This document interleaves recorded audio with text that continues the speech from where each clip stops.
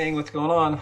Welcome back here to another edition of Intuitive Angling, and man, I really appreciate you guys making some time to watch the video. I know there's a ton of other YouTubers out there to watch, so just thanks a lot for checking this channel out. Much appreciated.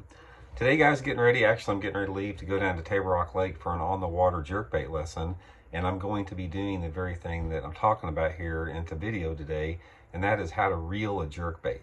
And this is a technique I developed many years ago. I'm going to share it with you guys. It's a really good way to catch them that I don't know anyone else that fishes it like this.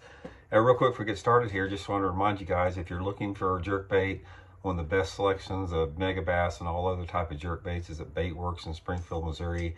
I'll put the link in the description here. If you use that link, it's a good way to help the channel. And also, if you're interested in booking an on-the-water lesson with me, shoot me a message on my Facebook page, Randy Blockett Professional Angler, private message, and I'll give you the details on that. Much appreciated. Okay, guys, my jerkbait reeling technique. Now what I'm talking about here is a cold water technique. It's actually, it works the best when your water temperatures are at their absolute coldest. I use the Mega Bass Vision 110 most of the time for it, simply because for this particular technique, it works better than any other model as far as different lip sizes. But the Vision 110 is my primary jerkbait into this deal.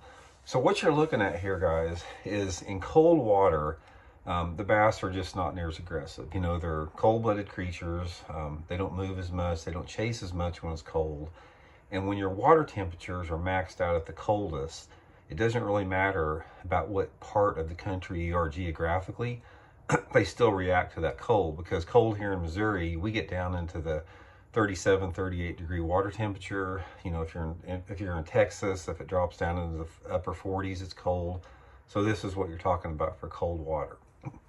So what you want to do with this is, it is designed for using this technique when your jerkbait is at the absolute depth, the deepest part of it. So what you want to do, you know, you get your jerkbait down to where you feel that it's at its deepest point.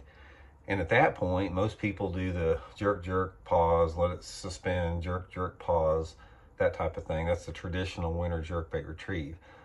My pulling method and reeling method, this is not my pulling method, my reeling method, this is what you want to do, is when you cast it out there and you get it down to its deepest part, just stop it and slowly start reeling the reel handle like that.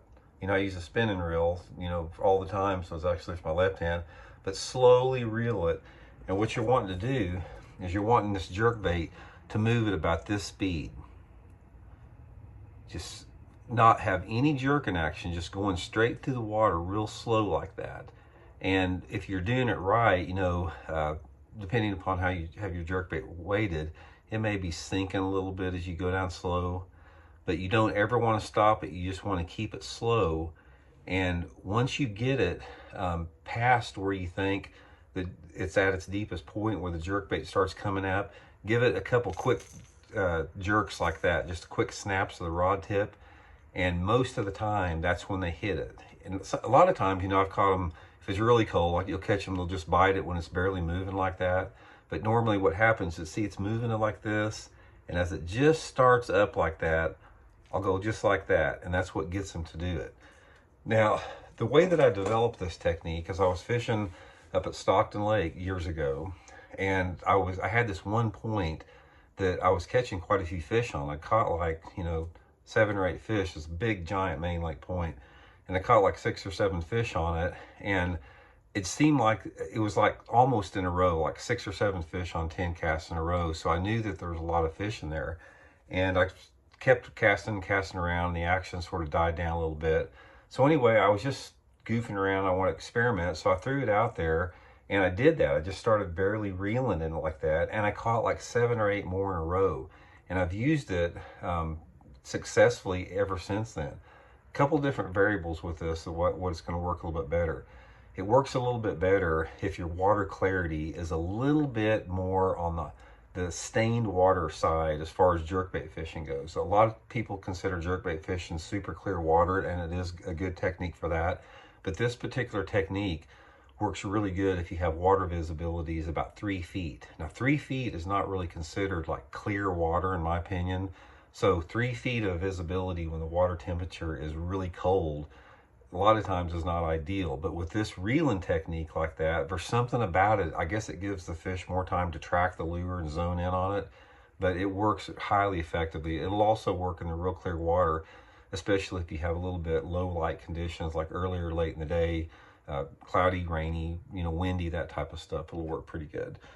But anyway, guys, just a quick tip like that. Don't think you've got to jerk, pause, let it sit forever, because in my opinion, you don't ever see minnows darting around a lot in the wintertime, and you don't just see them sitting still. Most of the time, if you see a minnow in the winter, it's swimming like super slow. And it's not making much commotion or at all like that. So try the slow reeling technique, guys. It's something that nobody does. I've never seen anyone do it. I've never heard anybody talking about it. And it's definitely one of my sort of secrets that I've kept for years and years that you guys all know about now. So hope it works for you guys. If you haven't had a chance, please hit that subscribe button too, and we'll talk later. See you.